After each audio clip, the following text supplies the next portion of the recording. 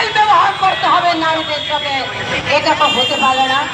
আমরা দেখেছি নারী সংস্কার কমিশনে যারা সদস্য ছিলেন, এমনকি ওনাদের সাথে আমাদের মতাদর্শের অনেক পার্থক্য আছে, কিন্তু তাই বলে আজকে ওই নারীদেরকে আজকে অশ্লীল ভাষায় তাদের সাথে ব্যবহার করবেন, অশ্লীল গালাগাল করবেন, তাদেরকে বেশ্যা পর্যন্ত বলা হয়েছে। এবং একবার নয়, তাদেরকে একাধিকবার এবং সমস্ত নারীদেরকে এই ভাষায় বলা হয়েছে। আজকে প্রাণ জোটের পক্ষ থেকে আমরা নারীর প্রতি যে নির্যাতন, নারীর প্রতি যে অবমাননা, নারীর প্রতি যে মর্যাদাহীন আচরণ করা হয়েছে, তার আমরা তীব্র নিন্দা ও প্রতিবাদ জানাচ্ছি বন্ধুরা।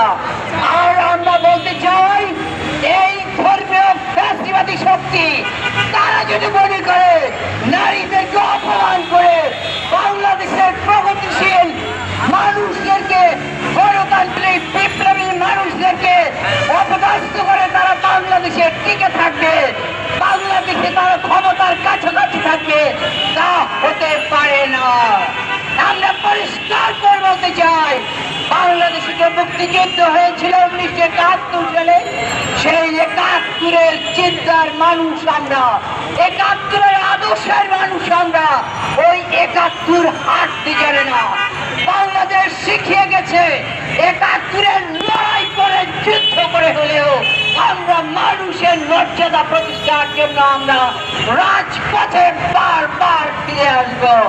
একই রকম ভাবে আজকে আমাদের নারীদের উপর যদি আজকে অসম্মান হয়, অশ্লীল গালাগাল করা হয়, অমর্যাদা করা হয়, আজকে বাংলাদেশের প্রগতিশীল রাজনৈতিক দল হিসেবে, প্রগতিশীল রাজনৈতিক দল সমূহের জোট হিসেবে বাম জোট কোনোভাবে আমরা সেটাকে বরদাস্ত করবো না বন্ধুরা। আমরা পরিষ্কার বলতে চাই, হাত ফুটাও। ওই ধর্মীয় ফ্যাসিবাদের উদ্দেশ্যে বলতে চাই, হাত ফুটানোর সময় হয়েছে তোমাদের। তোমরা হাত ফুটাও, তোমরা ঘরে ফিরে যাও।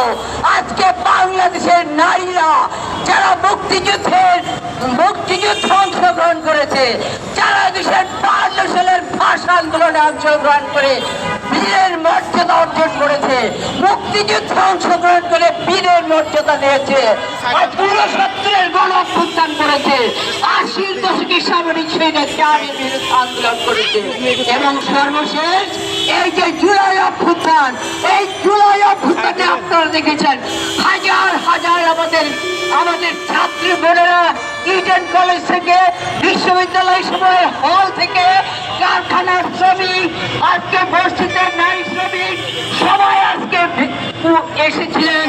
আজকে তারা এই স্বৈরাচারের বিরুদ্ধে হাসিনাকে উচ্ছেদ করবার জন্য। আর তাদের